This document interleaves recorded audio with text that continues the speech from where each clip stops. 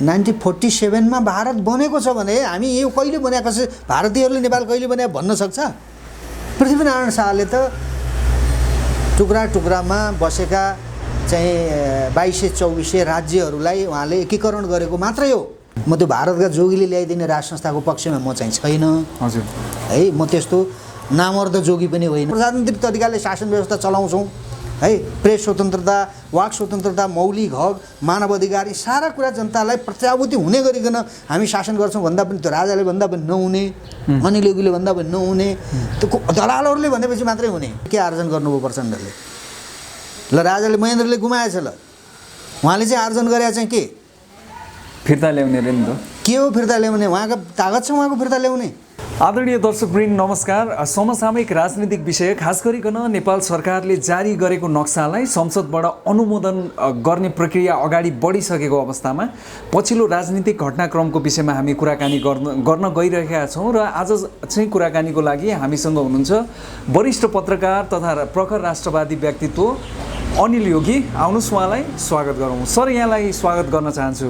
धन्यवाद तपाईँलाई। विश्वभरि छरिएका नेपालीहरूको चासो र चर्चाको विषय जुन यो नेपालको नयाँ नक्सा जुन बनेको छ, लिम्पियाधुरा, लिपुलेख र कालापानी जुन थपिएको छ, संसदले सर्वसम्मतिले पास गरिसकेको अवस्था छ। अर्थात् यो भूमि प्राप्त गर्ने दिशामा चाहिँ अब सरकार एक कदम अगाडि बढेको हो भन्ने लाग्छ यहाँलाई सर? अर्थात् नक्सा मात्रै आयो, भूमि आउन चाहिँ अझै पनि अन्यल भन्ने के लाग्छ पत्रकारज्यू तपाईँ? होइन, यो अब नक्सा जारी भएको विषय चाहिँ अब यसलाई चाहिँ नकारात्मक रूपमा हेर्न मिल्दैन। नक्सा जारी भयो, हाम्रो भूगोल समेटेर जारी गरे हो नि त, त्यो अरूको भूगोल लिएको त होइन।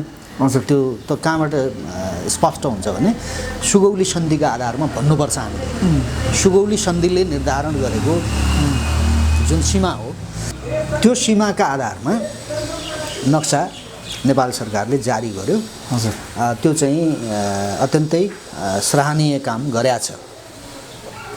तर समस्या चाहिँ फेरि के हो भने नक्सा मात्रै जारी गरेर त पर्याप्त हुँदैन। त जमिन हामीले कसरी लिने हैन? भारतसँग, भारतीय चाहिँ शासक वर्गसँग संवाद गरेर के अरे वार्ता गरेर कसरी त्यो जमिन लिने भन्ने कुराको रणनीति हैन, त्यो खालको एउटा चाहिँ कूटनीति चाहिँ सरकारले, नेपालका नेताहरूले त्यो अवलम्बन गर्न सक्छन् कि सक्दैनन्? प्रश्न त्यहाँ छ। र दोस्रो कुरा चाहिँ के भने नेपालका नेताहरूले अहिले जो सत्तामा छन् र जो प्रतिपक्षमा छन्, कुनै बेलामा चाहिँ महाकाली सन्धि बडा फर्स्ट क्लास सन्धि हो भनेर गर्ने मान्छेहरू यिनीहरू नै हुन्।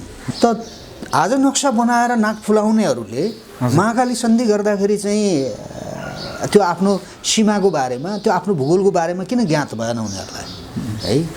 त्यसबारे मलाई शङ्का छ है, नेपालका नेताहरूप्रति शङ्का छ। तर हरेक कुरामा नेगेटिभ धारणा राख्नु त्यो पनि उपयुक्त हुँदैन। मैले अघि पनि भने तपाईँलाई, देशको चाहिँ हाम्रो भूगोल समेटेर नक्सा बनाइएको हो, यो ऐतिहासिकै काम हो, यसलाई चाहिँ नचाहिने काम हो भन्न मिल्दैन। तर यो भित्रभित्र के पनि भइरहेको हुनसक्छ भने हिन्दीमा भनौँ है, भन्नुहोस् न। नेपालका नेताहरूले भारतीय पक्षसँग नेपाली जनता आक्रोशित हो गए, इसलिए उन लोगों को ठेगान लगाने के लिए ये आंदोलन को मत्थर करने के लिए नक्शा जारी किया। भाई साहब, वो ज़मीन आप ही भोग चलन कर लेना, हमें सत्ता में बैठने दीजिए, हमको सत्ता से बाहर मत निकालिए भनेर यिनीहरूले भित्रभित्र भन्ने खतरा छ क्या। किन म तपाईँलाई यो भन्दैछु भने नेपालको राज्य सत्तामा आउनका निमित्त उहाँहरूले गरेका ती विगतका आन्दोलन, ती विगतका क्रान्तिहरूलाई हामीले हेर्नुपर्छ र उहाँहरूलाई सत्तामा राख्नका निमित्त चाहे त्यो 46 सालको आन्दोलनमा भन्नुहोस्, चाक्सीबारीमा चन्द्रशेखरहरू आएको कुरालाई भन्नुहोस्, गणेशमानजीको निवासमा, चाहे त्यो 62-63 को आन्दोलनमा करण सिंहहरू आएको विषय भन्नुहोस्, चाहे तपाईँको 10 वर्षको चाहिँ माओवादी युद्धको बेलामा 8 वर्ष माओवादी नेतृत्व दिल्लीमा बसेको विषयलाई हेर्नुहोस्।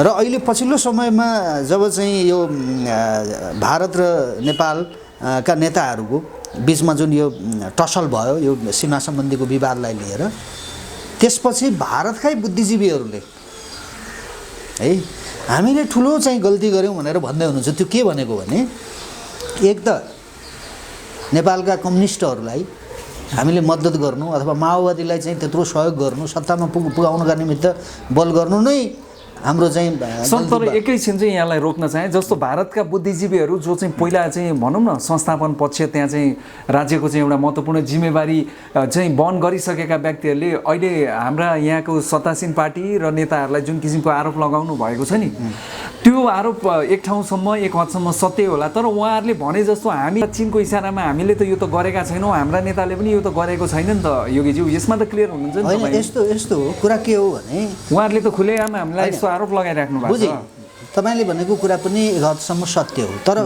समस्या मैले भन्नु खोजेको के हो भने आज चीन जति अगाडि आएको छ नि, हजुर, त्यति अगाडि त हिजो थिएन। त चीन आज जति बालुवाटारभित्र यो अहिलेको यो प्रधानमन्त्री ओलीले जुन विधेयक ल्याउनु भयो पार्टी विभाजनको सङ्घारमा पुग्यो, त्यो मिलाउनका निमित्त त चिनिया राजदूत नेताहरूका घरदेखि बालुवाटारसम्म पुग्नु भएको छ नि त। त्यो त्यहाँसम्म चीनलाई आउने, हजुर, चीनलाई यहाँसम्म ल्याउने नेपालका नेताहरू होइनन्, भारतीयहरू हुन्। नेपालको राजनीतिमा, नेपालको आन्तरिक राजनीतिमा नेपालको सार्वभौम सत्ता, स्वतन्त्रता र भौगोलिक अखण्डतामाथि भारतीय पक्षबाट नेपालका नेताहरूलाई, नेपालका राजनीतिक दलहरूलाई प्रयोग गरेर जुन ढङ्गले उनीहरूले खेल्ने काम गरे, जुन हदसम्म खेल्ने काम गरे र हाम्रो राष्ट्रको चाहिँ राज्य सत्ता है र सार्वभौम सत्ता र भौगोलिक अखण्डतामाथि उनीहरूले जुन चुनौती दिए, त त्यसले त हामी जस्ता नामर्दहरूलाई त कुनै असर पारेन। त त्यसको असर त चीनलाई गर्छ नि। तपाईँलाई उदाहरण भन्छु म, नेपालका नेताहरू नामर्द अरूद्वारा गुलामहरूबाट पनि चाहिँ शासित हुने चाहिँ बहादुर हुन्छ। नेपालका नेताहरू गुलाम हुनु भन्ने कुरा पुष्टि भएन तपाईँलाई। तपाईँलाई म उदाहरण दिउँ, चीनका विरुद्ध पञ्चायतकालमा चीनका विरुद्धमा चाहिँ खम्पा विद्रोह चाहिँ मुस्ताङमा हतियार चाहिँ झार्दाखेरि राजा वीरेन्द्रको पालामा खम्पा विद्रोह गराइयो। राजा वीरेन्द्रले खम्पा विद्रोहलाई दबाइदिए। त्यो किन के गरेको हो त भन्दाखेरि त्यो चीनको सुरक्षामा दखल पुगाउन मेरो देशबाट दिँदैन मैले भनेर गरे हो, होइन? त आज भारतीयहरूले जुन ढङ्गले नेपालमा आएर, भारतीयहरूले मात्र होइन पश्चिमाहरूले, अमेरिकनहरूले अहिले त्यो एमसिसी भन्ने पनि यी सबै काम गर्न दिने भएपछि अनि चीनले चाहिँ हात बाँधेर अनि नेपाल पुरै खानजेलसम्म नेपालका सारा चाहिँ संरचनाहरू विदेशीहरूले चलाएर आफ्ना विरुद्ध, चीनका विरुद्ध चाहिँ यो देशबाट काम गर्न चाहिँ थालेपछि अनि चीन चाहिँ बालुवाटार आइपुग्दैन। हजुर, आइपुग्यो। त मैले भने नि यो ल्याउने भनेकै भारत हो। नेपालका नेताहरूको त्यो हुती, त्यो तागत, त्यो बुद्धि छैन यिनीहरूको त के हो भने यिनीहरूको पार्टी पनि भारतमा बनेको, चाहे त्यो काङ्ग्रेस भन्नुहोस् चाहे त्यो कम्युनिस्ट हो, यिनका पार्टी पनि त्यहीँ बनेका छन्, यिनलाई फन्डिङ पनि त्यहीँबाट भइरहेछ, होइन? सबै कुरा त्यहीँबाट भइरहेछन्। अहिले मधेसीहरू सर एकैछिन हजुरलाई यहाँ चाहिँ एकछिन मैले रोक्न चाहेँ, खास गरिकन यहाँले भने जस्तो त्यो केही हदसम्म नेपाली जनतालाई त्यो जानकारी पनि होला, होइन? जस्तो तत्कालीन व्यवस्था अनुसार नेपालमा पार्टी खोल्न त अब गाह्रो कुरो थियो, त्यो हिसाबले त्यहाँ खोलियो होला, त्यो ठुलो कुरो भएन। तर पछाडि जसरी त्यो देशको हस्तक्षेपै आयो त्यो चाहिँ आपत्तिजनक हो मेरो विचारमा, होइन सर? अर्को हेर्नुहोस्, मैले तपाईँसँग उठाउन खोजेको कुरा चाहिँ यहाँले भन्नुभयो त्यो देशको हस्तक्षेप बढ्यो, नेताहरू चाहिँ अब त्यसरी चाहिँ गुलाम भयो, त्यो ठाउँमा छँदैछ। तर यो जुन कालापानी, लिम्पियाधुरा र लिपुलेकको विवादमा चाहिँ नेताहरू भन्दा पनि यहाँ त तत्कालीन राज संस्थालाई नै दोषी भनिँदैछ नि त। राजा महेन्द्रले चाहिँ त्यो कालापानी क्षेत्र चाहिँ तपाईँको 2 बाका सुनमा बेचेको भन्ने कुरा आयो। अनि अर्को कुरा, जुन यो नक्सामा चुच्चो छैन आजको मितिमा, थिएन भनौँ न केही अगाडिसम्म, यो चुच्चो कहिले हट्यो भन्दाखेरि 2032 सालमा राजा वीरेन्द्रको पालामा त्यति बेला प्रधानमन्त्री थिए नागेन्द्र प्रसाद रिजाल। यो दोष राज संस्थाले लिने कि नलिने र यसमा कति सत्यता छ त्यो पनि बताइदिनुहोस्। यो कतिपय कुराहरू अप्रमाणित कुराहरू अहिले एकातिर चाहिँ हाम्रो चाहिँ राष्ट्रमा कुनै पनि विदेशीलाई हामीले पाइला टेक्न दिएनौँ, हाम्रा पुर्खाहरूले दिएनन्, विदेशीको झन्डा फहराएको देश होइन भनेर चाहिँ अरूलाई चाहिँ तिमीहरू दास भएका थियौ, हामी दास भएका होइनौँ पनि भन्ने भारतीयहरूलाई, होइन? अनि एकातिर चाहिँ यो राजाले बेचेका थियो हामीले फिर्ता ल्यायौँ भनेको के भने भारतीयहरूलाई खुसी पार्ने, तिमीहरूले हामीमाथि चाहिँ थोपरेको गणतन्त्र त हामीले मानिदिइराखेका छौँ नि, भनेर राज संस्थालाई एकातिर चाहिँ गाली गरिराख्ने यो चाहिँ उनीहरूको यो चाहिँ कुटिल चाल हो है। महेन्द्रले बेचेको प्रमाण भारतसँग होला नि त, यिनीहरूले भने ल भन्ने को हो त भन्दा नेपालीहरू नै। भारतले त भनेको छैन नि त, महेन्द्रसँग हामीले किनेको हौँ भनेर भारतले भन्नु पऱ्यो नि त। भारतले प्रमाण देखायो भने, महेन्द्रसँग हामीले किनेका हौँ भनेर भारतीय पक्षले भन्यो भने त्यति बेला चाहिँ राज संस्थाले बेचेको भन्ने कुरा प्रमाणित हुन्छ, त्यसपछि हामी भनौँला। त्यो चाहिँ भारतीयहरूले नभन्ने, अनि भारतीयहरूकै दाना पानी खाएका चाहिँ कर्मचारीहरूले र भारतीयकै डिजाइनमा भएका मन्त्रीहरूले भन्ने, जो अहिले महेन्द्र पाण्डे तपाईँको त्यो भन्ने मान्छे पहिलो उहाँ हो, उहाँ अहिले चिनको चाहिँ राजदूत हुनुहुन्छ होइन। अहिले भर्खरै प्रचण्डले संसदमा भन्नुभयो होइन, प्रचण्डसँग छ प्रमाण छ, राजाले बेचेको भनेर संसदमा, सार्वभौम सत्ता संसदमा बोल्दाखेरि यो मितिमा यति गते यो महिना पालामा गुमेको भन्नुभएको छ सर उहाँले। त्यो त प्रमाण हुनु परेन भने गुमेको।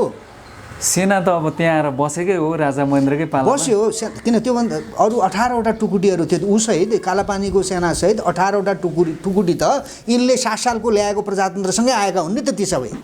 त्यो त पछि राजा महेन्द्रले हटाए त, त्यो गएन। किन गएन भन्ने कुरा केही विद्वानहरूले, त्यो बेलाका केही बुद्धिजीवीहरूले जस्तै विश्वबन्धु थापाले महेन्द्रसँग भारतीय त्यति बेलाका चाहिँ प्रधानमन्त्रीले पिभी नरसिंह रावलले कसले चाहिँ महेन्द्रसँग त्यहाँ सेना बस्न दिनु पर्यो भनेर यताबाट चीनबाट चाहिँ मानस सरोवर हुँदै चीनले अप्ठ्यारो पार्न सक्छ हामीलाई भन्ने चाहिँ रणनीतिक आधारमा मागेको हुनाले मरिज बसोस् न त भन्ने ढङ्गले कुनै लेखित कुरा चाहिँ कुनै नगरिकन महेन्द्रले त्यसरी चाहिँ छोडिदिएको हो, बस्न दिएको हो भन्ने सम्बन्धको कुरा छ होइन। तर कुनै लिखित प्रमाणहरू त कसैले पेश गर्न सकेका छैन। आज तपाईँको हामीले नक्सा जारी गर्दा भारतले वार्ता समेत गर्न चाहिँ तयार नभएको स्थितिमा त प्रमाण देखाइदिए भयो नि त सर। तर 2032 सालमा नेपालको नक्साबाट त्यो चुच्चो गुम्यो नि, त्यो बेला राजा वीरेन्द्र थिए, प्रधानमन्त्री नागेन्द्र प्रसाद रिजाल थिए, यसको नगेन्द्र प्रसाद रिजाल थिए। यसको छानबिन हुनु पर्दैन त, किन गुम्यो, कसरी गुम्यो, के का लागि गुम्यो भनेर? होइन, त्यो यस्तो हो, हेर्नुहोस् कस्तो हो भने छानबिन हुनुपर्छ। 32 सालको नक्सामा त्यो चाहिँ लिम्पियाधुराको जुन त्यो लिपु लेकको जुन चुच्चो अहिले जुन त्यो पुरानो 11 सालको नक्सामा पनि त्यो रहेछ। त्यो पछि किन चाहिँ तलमाथि गरियो, कसका कारणले गरियो होइन। मैले भने नि राज संस्था यहाँ बलियो हुँदा पनि भारतीयहरूको आफ्नो पकड उनीहरूले जमाइसकेका थिए राज संस्थाभित्र है। राज संस्था अन्तर्गतकै चाहिँ अन्य निकायहरूमा पनि उनीहरूले आफ्ना चाहिँ गुप्तचरहरू, आफ्ना चाहिँ सुराकीहरू उनीहरूले तयार गरेका थिए। अब त्यो कारणले कति बेला अब सबै कुरा कहाँ कहाँ के छ मेरो भूगोलको भनेर त्यति बेलाका राजाहरूले हेर्न नसकेका पनि हुनसक्छ, कुनै कर्मचारीको कमजोरीका कारणले पनि त्यो भएको हुनसक्छ। कतिपय मैले चाहिँ नै नापी गरे आउँ भन्ने मान्छेहरूले पनि चाहिँ त्यहाँ त्यस्तो खालको कुरा गरिराखेका छन्। भैरव रिसालले पनि महेन्द्रले गर्दाखेरि यस्ता खालका कुराहरू आइराखेका छन् नि। त यो विषयमा पनि छानबिन त होला। भोलि भारत र नेपालका चाहिँ शासकहरू एक ठाउँमा बसेर यसको समस्या त वार्ताद्वारा सल्टाउनुपर्छ। त त्यो सल्टाउने एउटा परिस्थिति निर्माण भएको बेलामा चाहिँ राजाबाट चाहिँ गल्ती भएको भए पनि होइन, त्यो पनि कुरा आउला, कोबाट गल्ती भएको त्यो कुरा सचिएला, सच्याउनु पर्ला होइन। त्योभन्दा पछिको 46 भन्दा पछिको कुरालाई मात्र हेरौँ न। 7 सालदेखि 17 सालसम्म के भयो त्यो इतिहास साक्षी छ होइन। के आयो नेपालमा होइन, 46 पछि के भयो, कति हाम्रा सात सिमानाहरू चाहिँ मिचिए, कति जङ्गे पिलरहरू गायब गरिए, कहाँ कहाँ के भइराखेको छ त्यो कुरा त यो हामी 30औं वर्षदेखि भोगिराखेका छौँ नि। त पहिला त भारतीय पक्ष र नेपालको पक्ष एक ठाउँमा बसेर हामीले समाधान गरौँ न। पहिला समाधान गर्ने प्रक्रियामा बस्दाखेरि भारतले पनि आफ्नो प्रमाण देखाउला। उसले पनि त दाबी गरेका छ नि। आज उसले दाबी गरेको हुनाले नै विवादित भयो। हाम्रो दाबी हाम्रै भूमि हो, हामीले दाबी गर्ने त हामीलाई हक छ। त भारतलाई त हक थिएन नि, तर उसले पनि दाबी गर्यो नि त। त्यसो भए महेन्द्रले बेचेको हो भने पनि त प्रमाण देखाउनु पऱ्यो नि त भारतले, या त यी बोल्नेहरूले देखाउनु पऱ्यो जसले चाहिँ महेन्द्रले बेचे हो भन्दैछन् होइन। यिनीहरू चाहिँ बडा इमान्दार मान्छे हुन्, यिनले प्रमाण बोकेर बसिराखेका छन्, देखाइदियो भयो नि त। त महेन्द्रलाई सरापेर बसौँला हामी। नयाँ नक्सा आइसकेपछि नेपालमा र त्यो आउने क्रममा चाहिँ संसदमा हाम्रा चाहिँ नेकपा सत्तासीन पार्टीका कार्यकारी अध्यक्ष प्रचण्डजीले जुन बोल्नु भएको कुरा यहाँले पनि अलिकति जोडिहाल्नुभयो। राजतन्त्रमा गुमेको जमिन गणतन्त्रमा हामी फिर्ता ल्याउँदैछौँ। ल्यायो भने उहाँहरूलाई शुभकामना दिनुहुन्न तपाईँ? होइन, त्यो उहाँको हावादारी कुरा हो। त्यो खालि चुनावी चाहिँ उहाँहरूको चाहिँ त्यो स्ट्राटेजीको आधारमा भोलि पनि चुनाव लड्ने र अनि चाहिँ यही मुद्दा बनाएर चाहिँ अनि भोट ल्याउने, अब यस्तो खालको निम्न स्तरको चिन्तन भन्छु म। प्रचण्डजीको निम्न स्तरको चिन्तन, त्यो निम्न स्तरको चिन्तन हो। त्यो लेभलको नेताले उहाँले चाहिँ आर्जन गरेको कुरा देखिरहेको छौँ नि हामी। के आर्जन गर्नुभयो प्रचण्डले? ल राजाले महेन्द्रले गुमाएछ, ल उहाँले चाहिँ आर्जन गरेको चाहिँ के फिर्ता ल्याउने रे नि त। के हो फिर्ता ल्याउने? उहाँको तागत छ उहाँको फिर्ता ल्याउने? ल्याउनु भयो भने त राम्रै हो नि सर। ल्याउने उहाँले ल्याउने होइन, नेपाली जनताले ल्याउने हो। प्रचण्डले ल्याउने होइन। प्रचण्डले त त्यो बार्गेनिङ हो उहाँहरूको लागि है। फेरि पनि बार्गेनिङ हो। यो नक्सा जारी गरेको पनि बार्गेनिङ हो भन्दैछु म त। कोसँग बार्गेनिङ सर? भारतीय पक्षसँग, जसले सत्तामा राख्यो, जोसँग आज टसल परिराखेको छ। अब त तपाईँको फ्याक्ट कुरा भन्ने हो भने अब त नेपालका नेताहरू सत्तामा कति दिन बस्छन् म त दिन गन्दैछु। केपी ओलीजी सत्तामा बस्ने दिन म त दिन गन्दैछु। किनभने नेपाली जनताको मत भनेको त्यो हात्तीको देखाउने दाँत र चबाउने दाँत फरक हुन्छ भन्छन् नि। नेपाली जनताको मत देखाउने दाँत मात्रै हो। यहाँ त अर्कैले गर्ने हो नि त सबै कुरा है। त्यसो भएको हुनाले नेपालमा यो भनी खेल्ने प्रजातन्त्र लोकतन्त्र जुन छ यो चाहिँ विदेशीहरूले मानिदिएको हुनाले हो। यहाँ चाहिँ प्रजातान्त्रिक तरिकाले चाहिँ सिस्टम, प्रजातान्त्रिक सिस्टमका आधारमा, लोकतान्त्रिक सिस्टमका आधारमा के नेपालमा शासन व्यवस्था चल्यो। आज विश्व ब्याङ्कले तपाईँको नेपालको करप्सनको बारेमा कुरा उठाइरहेछ। एमसिसी चाहिँ मा चाहिँ हामीलाई 55 करोड चाहिँ डलर चाहिँ अनुदान, त्यो ऋण पनि होइन, त्यो पैसा दिन्छु भन्नेले पनि चाहिँ नेपालमा करप्सन छ भन्ने कुरा भनिराखेको छ। मानव अधिकारको तपाईँको हनन भएको छ। आज कहाँ गए त्यो युद्धको बेलामा भएका मानव अधिकारवादीहरू? अहिले त यो भोगले मान्छे मर्न थाले, मानव अधिकारवादी कोही पनि छैन होइन। यी सब डिजाइनमा काम गर्ने हुन्। त्यसो भयो हुनाले यो विदेशीहरूले यिनीहरूलाई पत्याएपछि विदेशीले पत्याएको मान्छे चाहिँ त्यो प्रजातन्त्रवादी हुने, त्यो लोकतन्त्रवादी हुने। अरू हामीले चाहिँ त्यो गहुँतले नुहाए पनि दुधले नुहाए पनि प्रजातान्त्रिक तरिकाले शासन व्यवस्था चलाउँछौँ है। प्रेस स्वतन्त्रता, वाक स्वतन्त्रता, मौलिक हक, मानव अधिकार, यी सारा कुरा जनतालाई प्रत्याभूति हुने गरिकन हामी शासन गर्छौँ भन्दा पनि त्यो राजाले भन्दा पनि नहुने, अनिल योगीले भन्दा पनि नहुने, त्यो दलालहरूले भनेपछि मात्रै हुने। के रहेछ सर यसको? त्यो त उनीहरूले आफ्ना कठपुतलीका माध्यमद्वारा शासन व्यवस्था नेपालको चलाउने चाहिँ रणनीतिका आधारमा भएका हुन् नि ती सबै काम। सर अर्को कुरा, जस्तो नेपालले नक्सा जारी गरिसक्यो नि, जो लिपियाधुरा, लिपुलेक र कालापानी सहितको, त्यो भनेपछि त अब हाम्रो भूमि भयो नि त। त्यो नेपालले चाहिँ त्यो भूमिबाट भारतीय सेनालाई फिर्ता जाऊ भनेर पत्र अर्थात् त्यसको लागि पहल किन नगर्ने? त्यसरी हुँदैन। दुईवटा तरिका हुन्छ। भूगोल कुनै पनि भूगोलको तपाईँको के अरे रक्षा गर्ने भनेको या त संवादका माध्यमद्वारा हो या त लडेर हो है। या त संवादका माध्यमद्वारा या त लडेर पनि हामीले चाहिँ नसक्ने स्थिति रह्यो भने अन्तर्राष्ट्रिय अदालत, यी तीनटा माध्यम मात्रै हुन्। संवादमा बस्ने हैसियत छैन नेताहरूको है। मैले भने नि भारत पनि अनिच्छुक छ। जसरी नेपालले नक्सा जारी गरे त्यो पछि त्यहाँका विदेश मन्त्रालयका जो प्रवक्ता बोलेका छन्, अनुराग श्रीवास्तव, उहाँले भनेको कुरा त उहाँ स्पष्ट छ, उहाँहरूलाई त्यो स्वीकार्य छैन भन्ने खालको वार्ताको वातावरण माहौल बिग्रियो भनेर उहाँले त्यो ठाडै भन्नुभएको छ एक हिसाबले होइन। भारत बस्दैन। भारतले के अब हामी युद्ध लड्ने त? युद्ध हामीले लड्न अहिले आवश्यक छैन। भारत हामीसँग युद्ध लड्दैन, संवाद नै गर्छ। भारत वार्ता गर्न वार्ता यिनीहरूसँग गर्दैन। यिनीहरूसँग उनले किन गर्दैन तपाईँलाई भनौँ किन गर्दैन भने, म नेपालका नेताहरू स्वाधीन भएको भए म उनीहरूप्रति मेरो सम्मान हुन्थ्यो। हेर्नुहोस्, यिनले चाहिँ नचाहिँदा काम गरेका छन्, यिनीहरूप्रति मेरो सम्मान छैन। यिनीहरूसँग म जस्तो नागरिकले त मैले यिनीहरूलाई सम्मान गर्न मलाई मेरो आत्माले मान्दैन भने, जसले यिनीहरूलाई शासन सत्तामा राखेर यिनको जुन हैसियतै होइन क्या, आज जो जहाँ बसिराखेका छन् उनको हैसियतै होइन, त्यो हैसियत त इन्डियनले गर्दाखेरि प्राप्त गरे हो नि त यिनीहरूले है। अस्वाभाविक तरिकाले यिनीहरूले चाहिँ यो राष्ट्रलाई चाहिँ गिजोलेर नेपाली जनताका बिचमा चाहिँदो नचाहिँदो लडाइँ गराएर होइन, नेपाली जनताको खुन खराब गरेर यिनीहरूले चाहिँ यो नचाहिँदो काम गरे हो नि। त्यो नचाहिँदो काम गर्न कसका आडमा गरे त भन्दा भारतको आडमा। त आफूले चाहिँ सत्तामा राखेका उसका चाहिँ पालन पोषणमा चाहिँ माथि आएका, हुर्काएका, बढाएका मान्छेहरूले ठुल्ठुला कुरा गर्न थालेपछि अनि उनीहरूसँग बसेर वार्ता गर्छ भारतले? वार्ता पनि हुँदैन, युद्ध पनि हुँदैन, के हुन्छ त? वार्ता हुन्छ तर यिनीहरूसँग वार्ता हुँदैन। नेपालको राजनीतिक व्यवस्था परिवर्तन गर्नुपर्छ। भनेपछि प्रधानमन्त्रीजीले भनेको जुन कमिटमेन्ट छ नि संसदमा उभिएर आफ्नो कार्यकालमा यो भूमि ल्याउँछु भनेको भनेपछि त्यो सम्भावना छैन।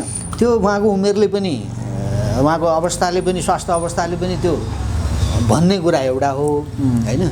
जो चाहिँ स्वयं आफ्नो तुर्य अवस्थाको जिन्दगी बाँचिराखेको छ उसले चाहिँ अब मुलुक ल्याइदेला भनेर हामीले आशा गर्नु त्यो त्यति चाहिँ महत्त्वपूर्ण कुरा हो जस्तो मलाई लाग्दैन। मैले अघि पनि भने तपाईँलाई नक्सा जारी भयो, हाम्रो भूगोलको नक्सा जारी गरे हो, त्यो ओलीजीले गरेको होइन। नेपाली जनताको दबाबमा, नेपाली जनताका बलमा सार्वभौम संसदले गरे हो है। एकजना प्रधानमन्त्रीले गरेको होइन, एकजना चाहिँ प्रचण्डले म ल्याउँछु है। हेरौँ न त्यहाँ 1 किलोमिटर जमिन मात्रै चाहिँ फिर्ता ल्याएर देखाउनु त प्रचण्डले ल्याए पनि नेपाली जनताका ताकतमा ल्याउने हो। यहाँ कोही शासकले मैले गरे भन्न पाइँदैन क्या। अनि बेचेको चाहिँ महेन्द्रले बेच्या हो भन्ने, अनि ल्याउन चाहिँ म ल्याउने। यिनले चाहिँ ठुला कुरा गर्न सुहाउँछ भने त्यो भारतले सुन्दा कति हाँस्दा हुन् क्या भारतका शासकहरू। सर एउटा कुरा, भारतलाई हामी जसरी चाहिँ महत्त्व दिइराखेका छौँ नि, भारतले हामीलाई चाहिँ एउटा छोटे भाइ जस्तो भनौँ न, भाइ भनेर सम्झिन्छ। तर इतिहास हेर्नुहुन्छ भनेदेखि हाम्रो 200-250 वर्षको इतिहासमा हामी जुन स्वतन्त्र राज्य थियौँ नि, त्यो बेला त भारत त कसैको अधीनमा थियो, टुक्रा टुक्री थियो। भारतलाई चाहिँ राष्ट्रको एउटा मान्यता दिने भनौँ न, राष्ट्रिय सङ्घमा चाहिँ सिफारिस गर्ने राष्ट्र हो नेपाल। यो के हो सर? यो अलिकति तपाईँ पनि राष्ट्रवादी व्यक्ति हो, यो बताइदिनुहोस् सर। त्यो चाहिँ उसको हेपा अभिव्यक्ति हो, हेपा प्रवृत्तिबाट अभिप्रेरित अभिव्यक्ति हो। आकारमा सानो ठुलो भइएला, तर कसरी त्यो भाइ ठुला भाइ हामी हौँ। जब कस्तो हुन्छ भने मोटो घाटो धनी भएको होइन होइन त्यो होला, होइन मोटो घाटो धनी कोही छ भने अनि कोही त्यत्तिकै अलि निर्दो नागो जस्तो अलि कमजोर खालको हिँडाइ डुलाइ जीवनशैली भएको मान्छे देख्यो भने त्यो दाइ भन्नुपर्ने भयो भने भाइ भनिदिन्छ क्या। त्यही हो, त्यो खालि मोटाएको हुनाले उसको विवेक मोटाएको होइन कि त्यो शरीर मोटाएको है। विवेक मोटाएको हो भने नेपाल जस्तो राष्ट्रसँग झगडा खेल्ने हो, नेपाल जस्तो राष्ट्रको भूमि मिच्ने हो, नेपालमा नचाहिँदो राजनीतिक हस्तक्षेप गर्ने हो, नचाहिँदो पटक पटक नाकाबन्दी गरेर कतिसम्म दुःख दिएको छ भारतले। त्यही भएर उसको त्यो हेपा प्रवृत्ति हो। उसले भाइ भन्ने कुरा चाहिँ त्यो अस्वाभाविक हो। त्यो चाहिँ इन्डियनहरूको त्यो चाहिँ दब्बु चाहिँ मानसिकताको उपज हो, अरूलाई दबाउने त्यो चरित्रबाट आएको कुरा हो। हामी जेठ हौँ, हामी उसको राष्ट्र भारत राष्ट्र बनेकै विश्वमा 17वटा देशहरू मात्रै ग्लोबमा हुँदा एउटा नेपाल थियो सर। तपाईँलाई थाहा छ यो कुरा? 1947 मा भारत बनेको छ भने हामी यो कहिले बनेको छ, भारतीयहरूले नेपाल कहिले बने भन्न सक्छ? पृथ्वीनारायण शाहले त टुक्रा टुक्रामा बसेका चाहिँ 2200-2400 राज्यहरूलाई उहाँले एकीकरण गरेको मात्रै हो। नेपाल आदि अनादिकालदेखि छ है। त्यसो भए हुनाले भारतका प्रधानमन्त्री मोदी उहाँ चाहिँ हिन्दू हुनुहुन्छ है, म सम्मान गर्छु उहाँलाई। यो अहिले भारत र नेपालका बिचको यो झगडा चाहिँ दिल्लीका शासकहरू र नेपालका उनीहरूले चाहिँ सिंहदरबारमा जबरजस्ती गरेर नेपालको वैधानिक राजनीतिक संस्था राष्ट्र संस्थालाई जबरजस्ती बाहिर पारेर उनीहरूले राखिदिएका शासकहरू। भारतको सबैभन्दा ठुलो चाहिँ भनौँ न जनसङ्ख्या भएको प्रदेश उत्तर प्रदेश, जो का मुख्यमन्त्री योगी आदित्यनाथ, जो चाहिँ गोरक्षपीठका चाहिँ महन्त पनि हुनुहुन्छ, भारतका प्रधानमन्त्री नरेन्द्र मोदीका अत्यन्त विश्वास पात्र र भारतीयहरूले चाहिँ उहाँलाई चाहिँ आउने भावी एउटा प्रधानमन्त्रीको रूपमा पनि चित्रित गर्छन्।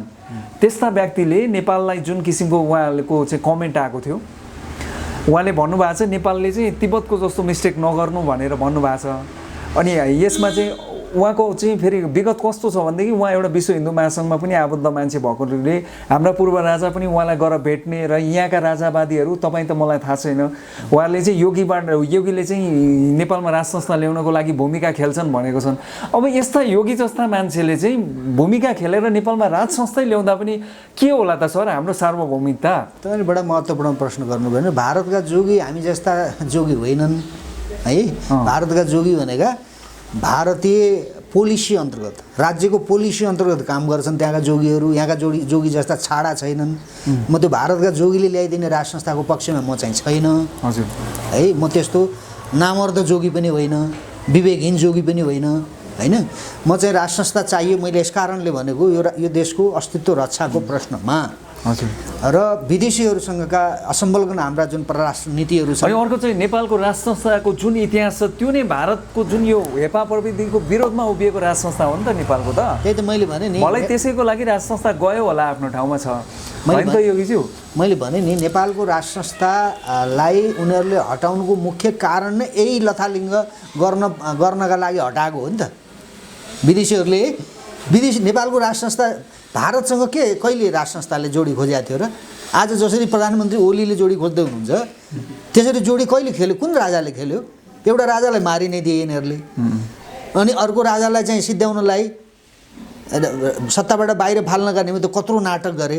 12 बुँदे दिल्ली सम्झौता गरेर अन्तर्राष्ट्रिय आतङ्कवादीको सूचीमा राखेको बाबुराम र प्रचण्डहरूलाई त्यहाँ ल्याएर हाम्रा काँधमाथि चढाइदियो त भारतले। राजाले कहिले गल्ती गरेको थियो? भारतसँग त्यति ठुलो के अपराध गरेको थियो राजाले नेपालको? त्यो हटाएको यही बदमासी गर्नलाई। अब अहिले भने नि यो अपमान भारतीयहरूले बेहोर्नुपर्छ है, यो बेहोर्नुपर्छ उनीहरूले। त्यो मैले के भन्दैछु भने भारतीय शासक वर्गहरूकै कारणले आज यो देशमा उनीहरूले भन्ने गरेको चीन है, उनीहरूले भन्ने गरेका अरू को छन्, ती सबै भारतीयहरूकै काँधमा चढेर आएका हुन्। हाम्रा काँधमा चढेर कोही पनि आएको छैन। राज संस्थाका काँधमा चढेर कोही पनि आएको थिएन, हिजो आउन दिएको थिएन। भारतका विरुद्धमा पञ्चायतमा यहाँ चाहिँ कसले के गर्न सक्यो? चीनका विरुद्ध कसले के गर्न सक्यो? कसैले केही गर्न सकेका थिएन।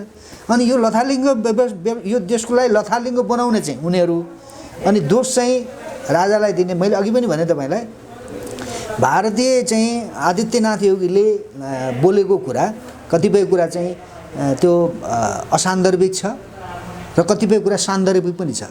त्यो के हो सान्दर्भिक भनेको? के भने भोलि हामीले हाम्रो देशका चाहिँ दाजुभाइहरू जो नेपालबाट भारतमा गएर बसेका छन्, त्यही नागरिकता लिएर पनि कति बसेका होलान्, भोलि दुई देश बिचमा चाहिँ सम्बन्ध बिग्रियो भने त्यहाँका नागरिकहरूलाई हामीले पठाइदिन्छौँ भने होला।